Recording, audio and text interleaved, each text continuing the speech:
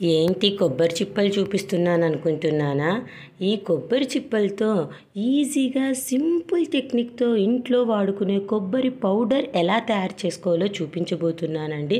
ఇవి చాకుతో కట్ చేయాలంటే చాలా కష్టం కాబట్టి ఇలాంటివి మీ ఇంట్లో ఏవైనా సరుకులకు వచ్చిన కవర్స్ కానీ ఏ కవర్ అయినా పర్లేదు, గట్టిగా ఉంటాయి కదా, అలాంటి కవర్స్ యూస్ చేసుకొని ఒక గుండ్రాయి తీసుకొని లోపల అన్ని ఈ కొబ్బరి చిప్పలు అలాగే పెట్టేయండి. కట్ చేసుకునేటప్పుడు చేతులు అన్నీ కట్ అవుతూ ఉంటాయి. అలా కాకుండా ఇలా సింపుల్గా ఒక కవర్లో అన్నీ వేసేసి ఈ గుండ్రాయి రాయి తీసుకొని బాగా దంచేస్తున్నానండి. నున్నగా చూడండి, ఇలా మొత్తం దంచేసిన దాన్ని అంతా ఒక ప్లేట్లోకి తీసుకుంటున్నాను. చూడండి, అన్ని చిన్న చిన్న వడకలు అయిపోయాయి కదా. ఇప్పుడు దీంతో మనం ఇంట్లో సింపుల్గా పౌడర్ ఎలా చేసుకోవాలో చూపించబోతున్నా. చూడండి, మిక్సీ తీసుకొని దీంట్లో వేసి గ్రైండ్ చేసుకొని వద్దామండి. స్మూత్గా పౌడర్ చేసుకొని వచ్చేద్దాము.